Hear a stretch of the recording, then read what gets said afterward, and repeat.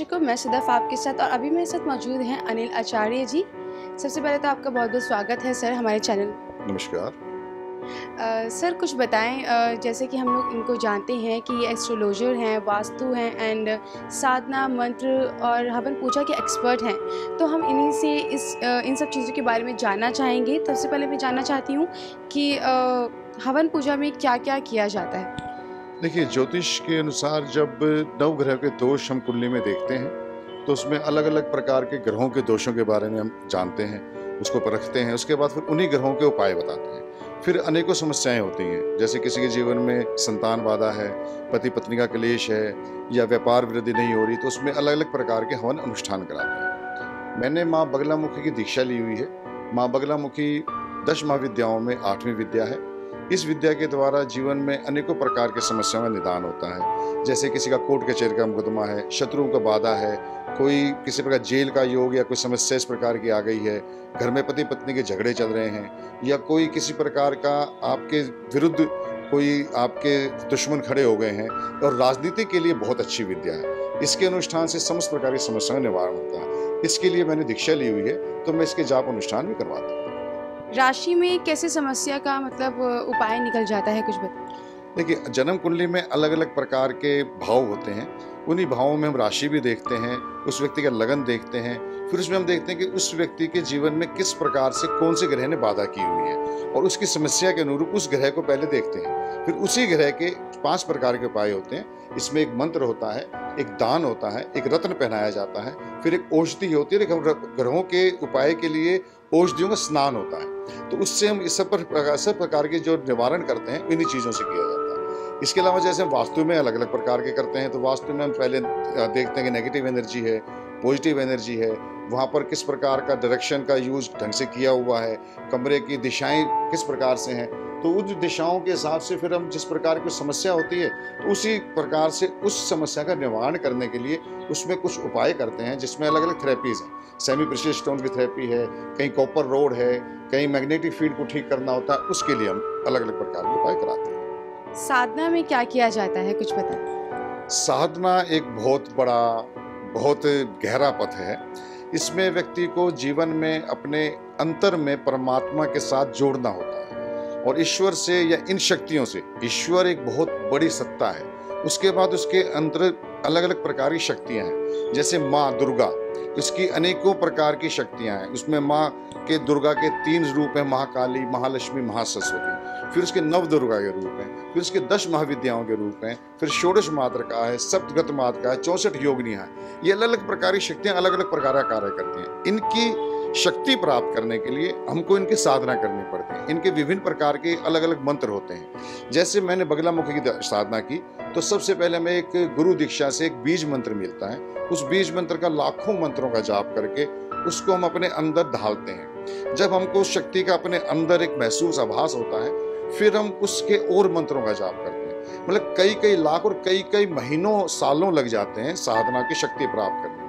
फिर उस शक्ति का जब हमारे अंदर एक आवरण आ जाता है, एक शक्ति हमें महसूस होने लगती है, फिर हम उस प्रकार से हमारी माँ पर उस प्रकार की कृपा होनी शुरू हो जाती है, और जो भी हम अनुष्ठान करते हैं, कार्य करते हैं, उसमें सफलता प्राप्त होती है। जैसे कि मंत्र काफ़ी मतलब होते हैं, तो कैसे मंत्र होते हैं, किस तरह उनका मतलब किसी आम आदमी के लिए किस तरह फ़ायदेमंद होते हैं मंत्र, कुछ बताएं। वो मंत्र अलग अलग प्रकार के होते हैं। जैसे लक्ष्मी का मंत्र बीज मंत्र है श्रीम। अब खाली श्रीम मंत्र से भी लक्ष्मी की प्राप्ति हो सकती है। फिर इसके अलावा और भी मंत्र, जैसे श्रीम ह्रीम श्रीम कमले कमलाय प्रसिद्ध प्रसिद्ध श्रीम ह्रीम श्रीम ओम महालक्ष्मी नमः, ये भी एक मंत्र है। अब दुर्गा का मंत्र है सबसे बड़ा मंत्र, महाकाली, महालक्ष्मी, महासरस्वती शक्ति है, तीनों शक्तियां। इसका मंत्र है ओम ऐं ह्रीम क्लीम चामुंडाय विच्चे। इसमें तीनों शक्तियां आ गई। इसमें महाकाली, ऐं सरस्वती है, ह्रीम शक्ति है, और क्लीम काली हो गई।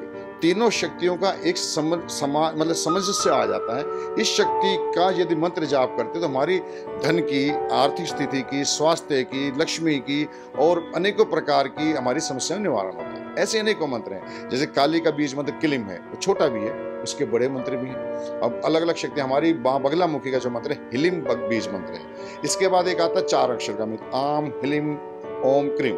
फिर इसके बाद आता ओम ह्लीं बगलामुखी सदुष्टानां वाचम मुखम पदम स्तंभ्य जीव्याम किलय बुद्धिम विनाशे ह्लीं ओम स्वाहा। ऐसे अनेकों मंत्र हैं। उसको मंत्र को देखना पड़ता है किस व्यक्ति के लिए, किस प्रकार की समस्या के निवारण के लिए हमें कौन सा मंत्र इसके लिए सही रहेगा, कौन सा मंत्र उपयुक्त होगा, उसी मंत्र की साधना में भी कई प्रकार का होता है। जैसे किसी को हमने कोई समस्या देखी, कोर्ट कचहरी का मुकदमा बहुत ज्यादा बड़ा है, तो उसके लिए हमें 2.5 लाख 3 लाख 5 लाख मंत्र का जाप करना पड़ेगा। छोटी समस्या है 1.25 लाख का मंत्र जाप करना पड़ेगा।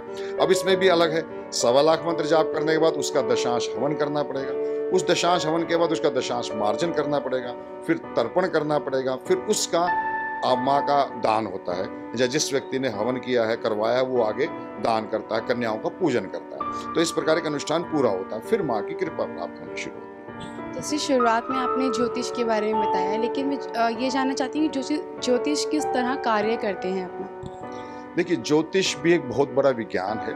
ज्योतिष में सबसे पहले तो जिस व्यक्ति का हम जो देखना चाहते हैं उसका जन्म समय, जन्म स्थान, जन्म की तारीख जो आती है, उससे एक कुंडली बनाते हैं, उसमें लगन उदय देखते हैं। फिर हम उस लगन के अंदर जो चार्ट बनता है उसमें उस दिन, जिस दिन वो व्यक्ति पैदा हुआ, उसके वो कहाँ पर वो ग्रह हैं। जन्म कुंडली से भाग्य पूरा ये नहीं देख सकते कि आगे जो उसमें जो लिखा वही होगा, क्योंकि ज्योतिष कहता है कि हम भाग्य बदल भी सकते हैं। लेकिन वो जो जन्म पिछले जन्मों के कर्मों से, जो उसके अच्छे या बुरे कर्मों की वजह से उसको मनुष्य जीवन मिला, अब उस मनुष्य जीवन के अंदर भी कितनी उसको सुविधाएं मिली, कितना वो धनवान है, कितना वो स्वास्थ्यवान है, कितनी उसकी बुद्धि है, कितनी उसको विद्या मिली, वो पिछले जन्मों के कर्मों से उसको वैसा ही वातावरण मिलेगा, उसकी बुद्धि वैसी ही तेजस्वी होगी। अब वो अपने अच्छे कर्म करके उस बुद्धि को और अच्छा भी कर सकता है। तभी तो उपाय किए जाते हैं। यदि उपाय ज्योतिष ना हो तो उपाय नहीं होंगे, तो आगे जीवन बदल नहीं सकता, चलो उपाय भी नहीं होंगे, लेकिन बदला जा सकता है। ज्योतिष ये नहीं कहता कि जो व्यक्ति पैदा वो वैसा ही रहेगा। व्यक्ति अपनी बुद्धि को ठीक करके ज्योतिष के द्वारा जानकर अपने उपाय करके, उपाय क्या है? उपाय है शुभ कर्म करना। यदि हम जीवन में शुभ कर्म करते रहेंगे, जैसे माता पिता की सेवा करें, जो व्यक्ति माता पिता की सेवा नहीं करते वो भी समस्या से ग्रसित होंगे। पशु पक्षी हैं, कीड़े मकोड़े हैं, इनको अपने अन्न के भाग में से कुछ भाग दें। गरीब व्यक्ति है उसको कुछ दान करें, उसकी मदद करें। हम अपने जीवन में अपने स्वार्थ के लिए, अपने धन एकत्र करने के लिए इतने हो जाते हैं कि हम अपने पड़ोस में भी नहीं देखते कि व्यक्ति को दुखी है, उसको दवाई की जरूरत है, हम मदद नहीं करते। हम चलते हुए सड़क पर निकल जाते हैं, देखते हैं कि व्यक्ति सड़क के अंदर आगे एक्सीडेंट के दुर्घटना में गिर गया, हम उसकी मदद नहीं करते, वो पाप है। हम किसी अनजान व्यक्ति की भी मुसीबत में, किसी समस्या के निवारण उसको मदद कर दे तो पुण्य में जुड़ जाएगा। वो पुण्य आज संचित हो जाएगा, वो संचित कर हमारा क्रियामान बन जाएगा और आगे जाकर हमको वो शुभ फल देगा। जैसे आज मेरे बैंक में 1 लाख रुपए हैं, अब मुझे अचानक जरूरत पड़ेगी तो मैं बैंक से निकाल लूंगा। बैंक में पैसे नहीं है तो मैं कर्जा मांगता फिरूंगा, नहीं है मेरे पास पैसे, मुझे अचानक जरूरत पड़ गई, बच्चे की शादी है या मुझे दवाई लेनी है, मैं हॉस्पिटल में एडमिट हो गया, मेरे बैंक बैलेंस होगा तो मैं उसका यूज कर पाऊंगा। जैसे आजकल क्रेडिट कार्ड बन गया है, तो वही पिछले हमने जो शुभ कर्म किए हुए मेरे खाते में जुड़ चुके हैं, वो मेरे काम आएंगे। यदि शुभ कर्म नहीं किए हुए हैं तो फिर व्यक्ति को पूजा उपासना भी करनी पड़ेगी, दान धर्म करेंगे तो शुभ कर्म जुड़ेंगे।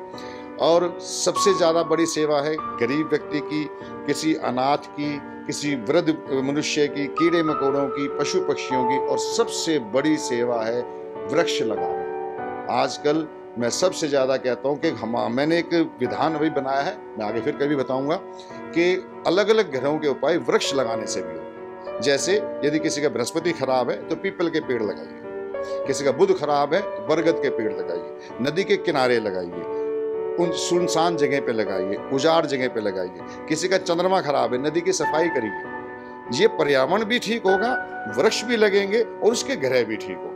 इसके लिए मैंने बहुत अच्छा इसके ऊपर बहुत बड़ी खोज करी है, पढ़ाई करी है, और आगे मैं इसके बारे में और लिखना भी चाहूँगा, और एक मैं शायद इसके ऊपर एक छोटी सी पुस्तक भी बनाऊंगा कि वृक्षों से और पर्यावरण सुधार से ज्योतिष को हम कैसे ठीक कर सकते हैं, अपने ग्रहों को कैसे ठीक कर सकते हैं। ये ज़रूर हम आगे जानना चाहेंगे कि किस तरह ज्योतिष पर्यावरण को ठीक करते हैं, क्योंकि आजकल का माहौल एकदम मतलब ट्रैफिक इतना है बाहर और किस तरह लोग ट्रैवल करते हैं, उसमें ये चीज़ किस हद तक काम आती है, ज्योतिष किस तरह पर्यावरण को लेकर आते हैं, ये देखना काबिल होगा।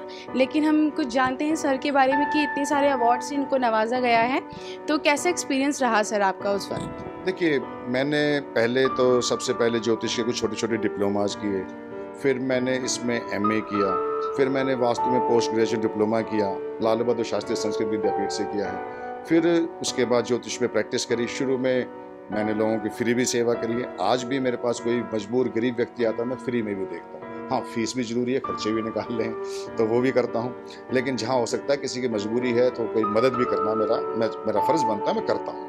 फिर उसके बाद जब मेरी अच्छी प्रैक्टिस हुई तो कुछ लोगों ने, मतलब मेरे को एक संस्था है अपना आदित्य मीडिया और जन संस्कृति, उनके द्वारा मुझे ज्योतिषी का सम्मान मिला।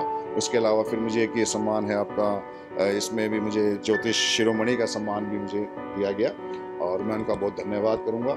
मुझे एक बार चेतना मैगजीन आती है, एक अपना रोहिणी में ही, उन्होंने भी एक बार सम्मान दिया था। इस प्रकार प्रभु की कृपा है, माँ की कृपा है कि मैं अपने क्षेत्र में अच्छा कार्य करता हूँ तो लोग सम्मान देते हैं, तो बड़ी वो है। बहुत अच्छा मैसेज दिया है आचार्य अनिल वर्मा जी ने और मुझे भी बहुत अच्छा लगा। और ये चीज़ तो अच्छी होती है कि अपने माँ बाप की इज़्ज़त करनी चाहिए। और जिस तरीके से हमारा देश आगे बढ़ रहा है, लेकिन कहीं ना कहीं बहुत ट्रैफिक, बहुत ट्रैवलिंग में परेशानी हो जाती है, तो पर्यावरण भी कहीं ना कहीं हमारे लिए बहुत मायने रखता है। अगर हम कहीं जाएंगे बाहर तो एक आज ऐसा समय आ गया है कि अगर हम किसी पेड़ के नीचे खड़े होते हैं तो छाई नहीं लगती है हमें, उसमें से भी गर्म हवा आती है, हम छाई तक ले नहीं पाते हैं। तो कुछ ऐसा करें, देश के लिए करें, अपने माँ बाप के लिए करें, अच्छी चीज़ें करेंगे तो अच्छा फल अपने आप ही मिल जाएगा। किसी ज्योतिष के पास आने की या फिर किसी चीज़ की ज़रूरत नहीं पड़ेगी आपको। जैसे कि सर ने बताया, अच्छी चीज़ें करते रहिए, अच्छा फल पाते।